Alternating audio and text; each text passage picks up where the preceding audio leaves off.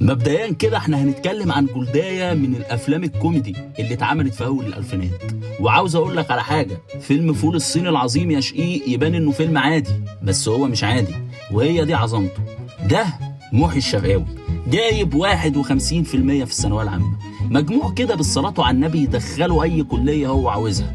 بس محي الشرقاوي يا شقيق مصري بسيط جميل زيه وزيك، مش عارف هو عاوز ايه، بيخاف من خياله، ما عندوش هوية، وبيتعرض للاضطهاد التام من عيلته، ما يفرقش عنك حاجة يعني، فولة واتقسمت نصين.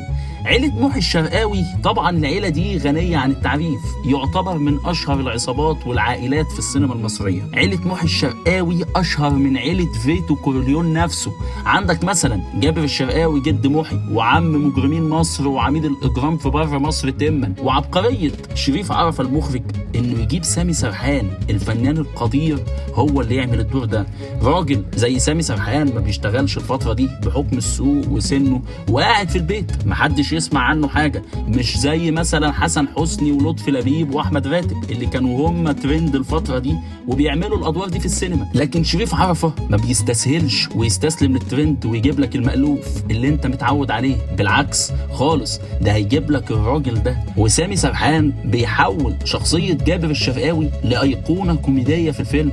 ده مش بس كده، عمام محي مثلا، حجاج عبد العظيم وسليمان عيد وهشام التويج بتاع يابا اقتله، وكان بيزعق فيها وهو بيقول الجملة دي. تخيل الوشوش دي تبقى هي العصابة الخطر بتاعت الفيلم، التلات عمام القرع دول وعمك جابر الشرقاوي الراجل الشايب العايب يبقوا هم اخطر مجرمين في مصر. محي لا يمت للإجرام بصلة وبيخاف من خياله، جبان، لكن جده وعمامه مصممين انه يطلع مجرم، خصوصا انه جاب 55% في الثانويه العامه وعاوز يطلع دكتور ويفضحهم.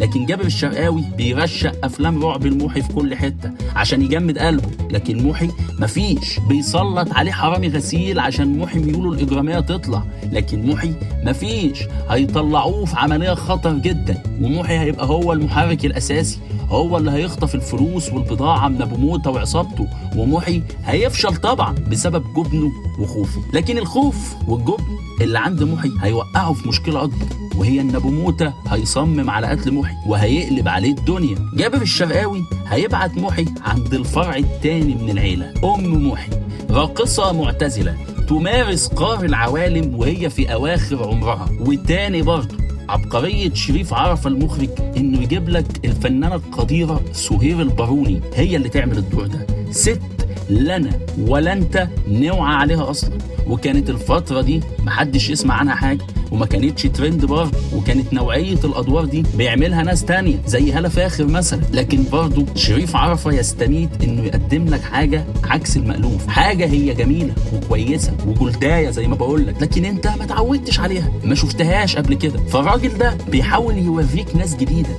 ناس نعيد اكتشافهم من تاني، ناس كانت المفروض تفضل تشتغل. المهم يا سيدي، الست دي بتفضل معلقة في دماغنا لحد النهاردة وهي بتقول وانا عاملة نفسي نايمة، انا عاملة نفسي نايمة، كوميديانة مفيش بعد كده. وبص هنا على الكادر ده، الراجل المخرج اللي هو شريف عرفة عاوز يضحكك من اقل شيء، فام محي هتبقى بتغني والفرقة وراها، ففاروق جوزها اللي هو الفنان سعيد طرابيق قاعد بيهوي ما تعرفش بيهوي على ايه، وسهير الباروني بتغني عينه يما يا خرابي ده عينه مني يا خرابي. المهم جابر الشرقاوي بيقتحم بيت ام محي ويبلغ محي انت لازم تهرب عشان ابو موته حالف لا يقتلك. في لحظه ماكره من فاروق جوز ام محي بيقترح انه يسفر محي الصين خوفا عليه من ابو موته، وكمان انه هيحضر مسابقه طبخ وهياخد $1000 في ايده.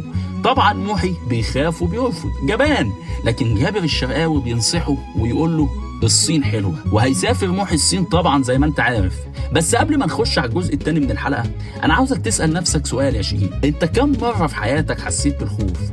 وايه المواقف اللي اتعرضت فيها لضغط اجبرك انك تواجه خوفك وتنتصر عليه؟ ولو تذكر لي موقف من المواقف دي في الكومنتات هكون شاكر ليك جدا. محي رغم جبنه اللي مسيطر عليه طول الوقت بيسافر تحت ضغط عيلته وهربا من شر ابو موته، وفي المطار بيقابل المتشائم ممتاز الدمنهوري، قال يعني محي كان ناقص. وعشان صناع الفيلم مصدقين قوي اللي هم بيعملوه، واحنا بنحكي قصه، بس في النهايه ده فيلم كوميدي بطوله محمد هنيدي، فلازم طول الوقت نبقى بنضحك حتى لو مش من خلال محمد هنيدي، مع ان هنيدي كده كده كان قايم بالواجب وبالزياده الصراحه، بس برضه احنا متمسكين بالنوع بتاعنا حتى لو من خلال صوت مذيع المطار وهو بيتكلم عن اشلاء الجثث اللي ممتاز الدمنهوري حكى لمحي عليها. محي يركب الطياره يلاقي الواد لهبل ده راكب جنبه، ده غير تفاصيل كتير كانت موجوده في مصر بس هنتكلم عليها في الاخر. محي بيوصل الصين وبيقابل ليه، وطبعا زي اي شاب مصري خام قلبه بفتة بيضة بيحب ليه بدون تردد او انتظار. وبرضه من ضمن التفاصيل بتاعه الفيلم اللي بتتكلم هنا عن عظمه الفرعون المصري وقد ايه هو طويل وشامخ وضخم، ومحمد هنيدي بيعدي من وراها والصينيين شايلينه بقعده الحمام. محي بيدخل المسابقه وهو مش فاهم حاجه ولا مستوعب حاجه، لكن بتحصل نقطه فارقه وهي الذروه في الاحداث. عصابه صينيه يتزعمها الراجل اللي شبه الفنان احمد ماهر في دور هولاكو اللي هو اسمه يونج، ويطلب يونج من محي انه يحط سم في الاكل بتاعه عشان يسمم بيه رئيس لجنه التحكيم. لكن اللي هتستغربه واللي محي ذات نفسه هيستغربه ان محي هيرفض وهيشغل دماغه وهيبدل السم اللي اداهوله يونج ببودره الاسهال بتاعه الاستاذ ممتاز. وده الدرس الاول المستفاد من محي، ان احيانا الخوف بيمنعنا نعرف حاجات كتير عن نفسنا ما كناش هنعرفها غير لما نواجهه. محي لما بيحكي ليه اللي حصل ليه بتحترمه وبتقف جنبه وبتقرر تساعده وبتاخده بعيد في قرية عند أهلها. وهنا محي بيتحط مع عيلة جديدة، لكن الفرق ما بين العيلة الجديدة والقديمة هي شيء واحد، إن محي مش مطلوب منه يبقى مجرم عشان يبطل يخاف، لا، محي مع العيلة الجديدة مطلوب منه يبقى شجاع، وده العادي. أيوة يا شقيق، العادي انك تكون شجاع وتواجه مخاوفك طول الوقت. وده الدرس التاني اللي هنتعلمه من محي، انك تكون شجاع حتى لو انت صاحبتك اسمها ليه. وده هيبان اكتر لما اعجاب ليه بمحي بيزيد اكتر واكتر لما بيتضرب من شبيه أمارة في المصارعة الحرة، وليه بتخلي جدها يساعده، وجدها طبعا بيعمل المشهد الايقوني ده. محي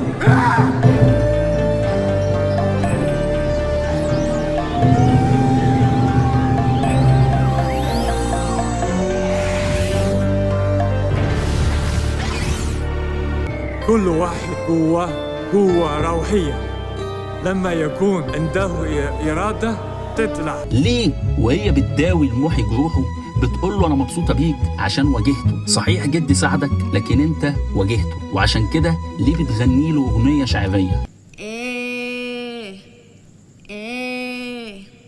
هبطل السجاير واكون انسان جديد، ومن اول يناير خلاص هشيل هديد، خلاص هشيل هديد. المهم محي من معاشرته لأهل ليه بيتغير تماما وبيبقى ليه هوية، وبيتحول من شاب جبان بيخاف من خياله لواحد ما بيخافش وعنده استعداد يواجه أي حاجة قدامه، وكأنه كان في احتياج للعيلة اللي تحتويه وتعتني بيه. وعشان تفهم كلامي ده اسمع رسالة محي لجده جابر الشرقاوي. جدي العزيز قوي محي. ايوه يا جدي محي، انا بكتب لك من الصين وبقول لك اني مبسوط قوي هنا، وعايز افرحك واقول لك اني حبيت بنت جدعه قوي اسمها ليه، واقفه جنبي بطريقه رهيبه، واقنعت عيلتها ان هم يساعدوني. هي دي عيلتي الجديده، عيله بتشجع بجد. وده الدرس الثالث يا شقيق اللي هنتعلمه من محي. العيلة دايما هي عامل أساسي عشان تغلب بيه مخاوفك وتقدر تواجهها. العيلة دايما بتكون سند عشان تقدر تحارب بيها الحاجات اللي بتخوفك، الخطر اللي بيجيلك من بره من زمايلك في الفصل لما عيل يضربك وتروح تجيب أبوك يتخانق مع المدرسة ومع المدرسة. العيلة دايما بتبقى هي مصدر الأمان، أخوك الكبير اللي بيتصدر لك في الشارع، ولا أمك اللي بتحتويك بعد أول خازوق من صاحبتك. دايما العيلة بتبقى مصدر أمان لأي حد فينا بحكم إن إحنا بني آدمين، وبالذات مصدر أمان العيلة بيبان قيمته قوي لما نواجه حاجة احنا بنخاف منها او حاجة احنا بنخاف منها تحسسنا بالخطر. دايما العيلة بتبقى الملجأ الاول والاساسي. الجميل في رحلة محي دي يا شقيق انه تحول من شاب جايب 51% في الثانوية العامة مش عارف هو عاوز ايه او يعمل ايه، لشاب عاوز يكسب مسابقة طبخ في الصين وهو اصلا مش طباخ وما يعرفش حاجة عن الطبخ، لكن بالإرادة محي هيصدق في نفسه وهيقرر يكسب المسابقة ويختار طبقه المفضل للأكل هيطبخه ويخش بيه المسابقة. اسمع كده يا شقيق، ايه طبق محي المفضل؟ انا مش عارف اركز ليه يا جدي، انا عارف عيبي، انا بصراحه جعان وعايز اتعشى. هتعشى فول بقوطه. فول بقوطه وما حدش فيهم ياكل معايا. ما حدش هياكل معايا. ايوه الفول بالقوطه اللي محي بيحبه قوي، هو نفس الطبق اللي هيخش بيه المسابقة هيكسب بالحاجه اللي هو اصلا بيحب ياكلها. طبعا انت عارف بقيه الفيلم، مش محتاج احكي لك بقى معركه بوم بوم باور نينجا اللي حصلت في الفيلم، لان ده مش موضوعنا اصلا. احنا موضوعنا الحقيقي هو الخوف ورحلتنا في العبور منه وازاي نقدر نواجهه ونغلبه. الخوف في قصه محي كان عامل مساعد ليه مع الضحك والكوميديا في الفيلم، بس في الواقع انت الحاجات اللي علمت معاك كضحك وككوميديا وكشخصيات كان ابو موته وعصابته، جابر الشرقاوي وعياله الورع الثلاثه، ام محي واغنيه دخل الحرامي وانا نايمه، استاذ ممتاز بيصنع فوانيس رمضان وحوي يا وحوي. وخلي بالك دي افيهات الناس اللي في الفيلم، انا ما قلتلكش افيهات محمد هنيدي اللي اساسا ما بتخلصش من اول الفيلم لاخره. لكن برضه يا شقيق جبن محي وخوفه ما بيفكركش بنفسك وانت خايف من حاجه، ما بيفكركش بضغط اتعرضت له خلاك تضطر تواجه خوفك وتكسره وخرجت من الموقف ده احسن بكتير. واجه خوفك يا شقيق وما تسيبوش يسيطر عليك ويضيع عليك لحظات تتعرف فيها على نفسك من جديد. انت ما عندكش ابو موته او يونج اللي يخوفك ولا يحطك تحت ضغط، ولا ليه وعيلتها اللي تحتويك وتهتم بيك، لكن الاكيد ان انت وانا وناس كتير زينا فينا كتير من محي الشرقاوي. وخليك عارف الخوف مش عيب، ده شعور انساني. العيب الحقيقي ان تخليه هو اللي يسوق حياتك او يسيطر عليك او يخليك ازاي تتصرف. ومعلومه ليك بقى، مشهد الانفجار اللي شفت فيه محمد هنيدي هو وليه بيعملوه، محمد هنيدي كان خايف بجد، بس حبه لشغله وللموضوع اللي هو بيعمله خلاه يواجه خوفه وعمل المشهد بنفسه وطلع حلو وانت ما حسيتش باي مشكله. واجه خوفك يا شقيق، عشان لو فضلت تخاف من الحاجات المجهوله عليك عمرك ما هتشوف حقيقتك. سلام يا شقيق.